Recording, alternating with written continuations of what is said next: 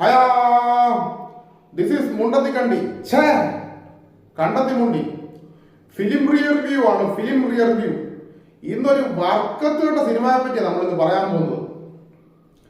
നമുക്കെന്നാൽ കഥയിലേക്ക് കിടക്കാം.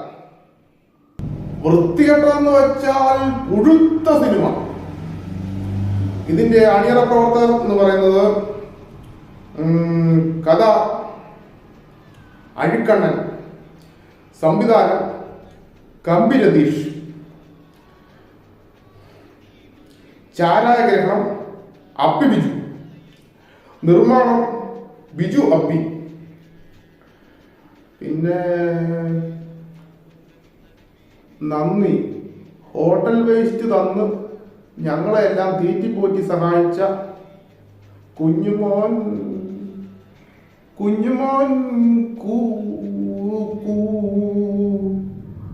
കുഞ്ഞുമോൻ കൂടാരത്തിൽ.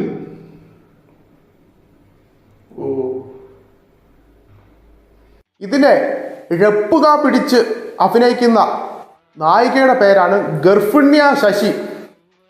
പേര് പോലെ തന്നെ ആളും ഒരു ഗർഭിണിയാണ്. അതിൻ്റെതായിട്ടുള്ള പരിമിതികൾ അഭിനയത്തിൽ കാണും.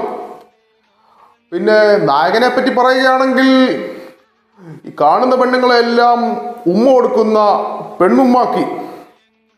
പെണ്ണുമ്മാക്കി മുമ്പും പല പല സിനിമകളിൽ അഭിനയിച്ചിട്ടുണ്ട്. ദണ്ടിന്റെ മരവിച്ച ഓർമ്മകൾ എന്നുള്ള സിനിമയിലാണ് അതാണ് നമ്മൾ അവസാനമായി കണ്ടത്. ഇനി കഥയിലേക്ക് വരാം. നായികയായ ഗർഭിണ്യ ശശിയാണ് കൂറ്റനൊരു മലങ്കട്ടയായിട്ട് അഭിനയിക്കുന്നത്. പെണ്ണുമ്മാക്കിയാണ് കഥയിലെ നായകൻ. ഈ നായകന് കാസ്റ്റ് ചെയ്തേക്കുന്ന റോൾ എന്ന് പറഞ്ഞാൽ മുപ്പിളിവണ്ടാണ്. ഈ കഥയിലെ നായകനായ മുപ്പിളിവണ്ട് ഈ നായികയായ മലങ്കട്ടയെ അഗാധമായി പ്രണയിക്കുന്നു.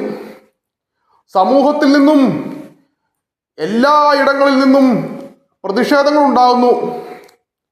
എല്ലാവിധ പ്രതിഷേധങ്ങളെയും പ്രതിസന്ധികളെയും തകർത്തെറിഞ്ഞുകൊണ്ട് തന്നേക്കാൾ എത്രയോ മടങ്ങ് ഭാരമുള്ള ആ മലങ്കട്ടയെ ആ മുപ്പിളിവണ്ട് അങ്ങനെ അനക്കി ഉരുട്ടി ലക്ഷ്യസ്ഥാനത്തെത്തിച്ചിരിക്കുകയാണ് സുഹൃത്തുക്കളെ. ലക്ഷ്യസ്ഥാനത്തെത്തിച്ചിരിക്കുകയാണ്.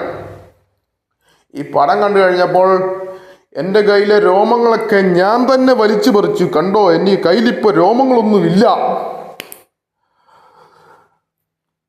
ലോകത്തിലുള്ള ഒരാളുടെയും കാൽപാദത്തിൽ ഈ മലങ്കട്ട പറ്റരുത് എന്ന് തീവ്ര ആഗ്രഹവുമായി പ്രവർത്തിക്കുന്ന അനേകായിരം മുപ്പിളിവണ്ടുകൾക്കുള്ളൊരു സമർപ്പണമാണ് ഈ സിനിമ.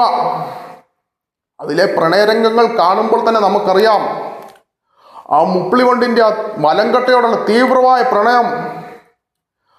അത് ഉരുട്ടുകയാണ്, മലങ്കട്ടയെ ഉരുട്ടുകയാണ്.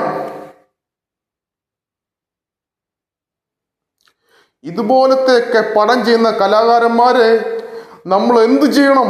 പറയൂ. എങ്ങനെ ഇവരോട് നമുക്ക് ആ ബഹുമാനം കാണിക്കാൻ സാധിക്കും? ഇവരല്ലേ സത്യത്തിൽ യഥാർത്ഥ ഞരമ്പ് കലാകാരന്മാർ. ഇവരെ അല്ലേ സത്യത്തിൽ ജനങ്ങൾ കൈകാര്യം ചെയ്യേണ്ടതും ആദരിക്കേണ്ടതും.